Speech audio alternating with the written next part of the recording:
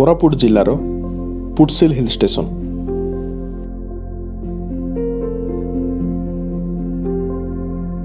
କୋରାପୁଟରୁ ପ୍ରାୟ 55 କିଲୋମିଟର ଦୂରରେ ଥିବା ଏହି ପର୍ଯ୍ୟଟନସ୍ଥଳୀ ପର୍ଯ୍ୟଟକମାନଙ୍କ ମଧ୍ୟରେ ଖୁବ୍ ଲୋକପ୍ରିୟ ଅଟେ। ଏହି ହିଲ୍ ଷ୍ଟେସନ ଯିବା ରାସ୍ତାରେ ଆପଣଙ୍କୁ ବହୁତ ସୁନ୍ଦର ସୁନ୍ଦର ଭ୍ୟୁ ସବୁ ଦେଖାଯିବେ।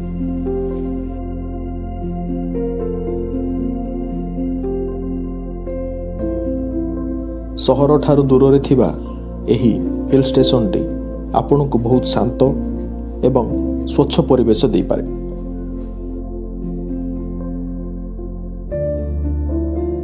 ପୁଟସିଲ ଯିବା ରାସ୍ତାରେ ଆପଣଙ୍କୁ ବହୁତ ସୁନ୍ଦର ସୁନ୍ଦର ପାହାଡ଼ ଏବଂ ଝରଣା ମାନେ ଦେଖିବାକୁ ମିଳିବ, ଯାହାକି ଆପଣଙ୍କୁ ବାରମ୍ବାର ଗାଡ଼ି ରଖି ସେହି ସୁନ୍ଦର ପ୍ରକୃତିକୁ ଫଟୋରେ ସାଉଁଟିବା ପାଇଁ ବାଧ୍ୟ କରିପାରେ।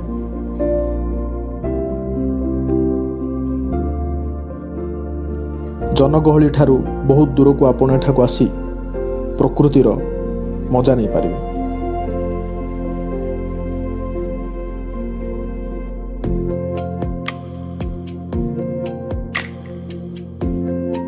ହିଲ୍ ଷ୍ଟେସନ ଏନ୍ଜୟ କରିବାର ସବୁଠାରୁ ସଠିକ୍ ସମୟ ହେଲା ସକାଳ ସମୟ ଏବଂ ସନ୍ଧ୍ୟା ସମୟ। କିନ୍ତୁ ଆପଣ ପୁଟସିଲ ଦିନର କୌଣସି ସମୟରେ ମଧ୍ୟ ଆସିପାରିବେ।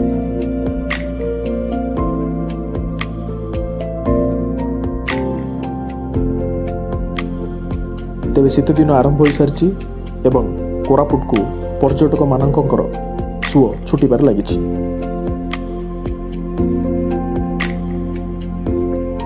ତେବେ ଆପଣ କୋରାପୁଟ ଆସି ଏଠାରେ ନାଇଟ୍ ଷ୍ଟେ ମଧ୍ୟ କରିପାରିବେ। ନିଜର ପର୍ସନାଲ ଟେଣ୍ଟ କିମ୍ବା ବାହାରୁ ଟେଣ୍ଟ ଆଣି ଆପଣ ଏଠାରେ ରାତ୍ରି ଯାପନ କରିପାରିବେ।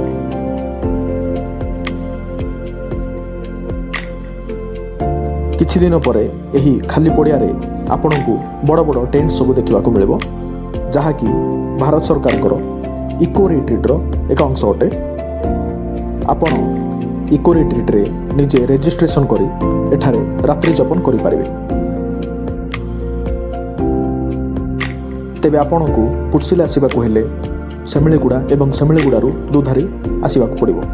ଦୁଧାରିରୁ ପ୍ରାୟ 12-13 କିଲୋମିଟର ଗଲେ ଆପଣଙ୍କୁ ପୁଟସିଲ ମିଳିଯିବ। ତେବେ ଏଠାକୁ କୌଣସି ପ୍ରକାରର ଡିରେକ୍ଟ ବସ୍ର ସୁବିଧା ନାହିଁ, ତେଣୁ ଆପଣ ବାଇକ୍ କିମ୍ବା ଟ୍ୟାକ୍ସି ରେଣ୍ଟ କରି ଏଠାକୁ ଆସିପାରିବେ।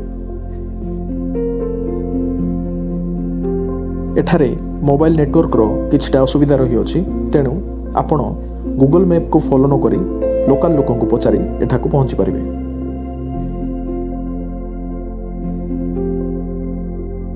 ଏହି ବର୍ଷ କୋରାପୁଟ ଆସୁଥିଲେ ନିଶ୍ଚୟ ଭିଜିଟ୍ କରନ୍ତୁ ପୁଟସିଲ। କୋରାପୁଟର ମିଲନ ରିପୋର୍ଟ, ଲୋକାଲିଟି।